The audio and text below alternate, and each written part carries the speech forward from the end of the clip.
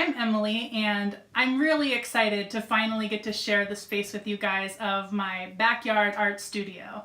I've been building this space from the ground up for just underneath kind of a year now, from the starting design process and foundation and framing and insulation and drywall and electricity, and then finishing out the inside.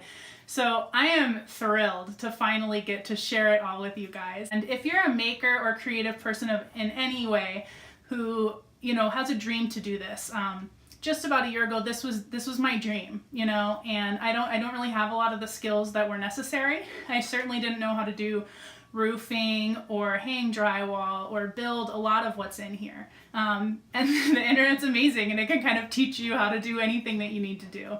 So if you're interested in kind of learning about more of the specific processes that it took to get me here and where I learned the information, and why I made the choices that I did, head on over to my blog at emilygraceking.com. I go into kind of more detail about the structure and the designing and kind of all of those other little details there. So otherwise, enjoy this interior tour of my brand new artist studio. So this is the entrance to my studio. Behind that big sun tapestry that I've kind of sewn up into be a curtain is a big sliding glass door that was waste that somebody had taken out of their house. And this little bookshelf here is on casters, so it's really easy to just kind of roll it away so that this becomes one big space where I can do yoga or I can do stretching or anything else that I kind of feel like I need to do. And this is my kind of favorite spot where I will make tea and then come out and just sit in this chair in the morning and do some reading or journaling or play music or whatever I kind of feel like I need to do to get ready for the day. The back wall is just one big piece. There's no breaks on this wall at all. It's just one big slab. So the idea is that everything that's against this wall right now, like my little sewing table or my rainbow loft ladder, and I'll show you guys the loft in a little bit, and my easels that right now they're folded up to take up less space, but all of this stuff can be easily moved so that I can take my canvas and pin it directly to this back wall and make a huge, like 16-foot canvas. So this is my little sewing table, so if I'm working on a sewing project, it doesn't need to get in the way of my other work at all. It's not on my other desk. So I can have the sewing machine out and working on a larger scale project there without it interfering with my other stuff. So this is my big wall of shelves, all the storage is really right here. And these are a really simple kind of shelf to build.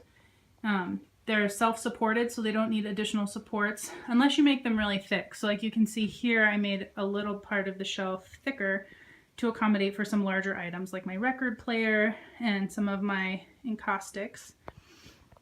And then I integrated here the shelf into the windowsill, so it's kind of one nice big seamless piece of the windowsill. And most of the stuff that I have in here is stuff that's actually necessary for art, but there's also just kind of a lot of little things that make me happy, like this little leaded glass and this little plant in a mug and all kinds of fun things like that.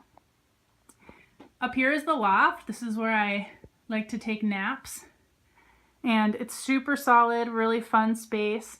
And it's also built so that in the future I can easily use it for storing like big art pieces. That was something I really missed out of my last studio, was I didn't really plan a place to like store finished work.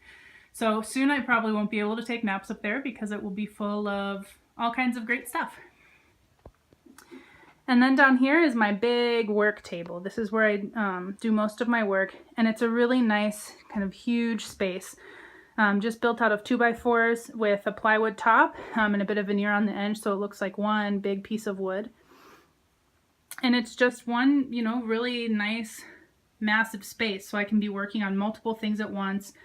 I can kind of have my computer out and have a space to work even if I'm doing some making or some artwork there. I have all my paints here on a little pegboard, which is by far my favorite way I've ever tried to figure out how to store my paints. And of course, some little post-it note reminders. And underneath is a lot of storage for kind of larger flat work, different paper storage and sketchbooks and for ephemera and things like that, fabric. and just a little bit of shelving by the desk of things I might use every day, you know, kind of more important items that can be used all the time. So let me get you into this loft space real quick so you can kind of go up the rainbow ladder and feel the magic. So now I've just kind of simply moved this rainbow ladder of magic over to the loft so we can climb the rainbow and go on up and just take a look around. Up here I just have, you know, it's kind of just a nice cool place to hang out. I have blankets, and this is like a really old blanket I had on my bed when I was in middle school, and underneath I just have like an extra thick yoga mat for a little bit of extra cushion. And then you just pull up the blankets, stare at the moon, kind of lay your head down on a pillow, and have yourself a nice little nap.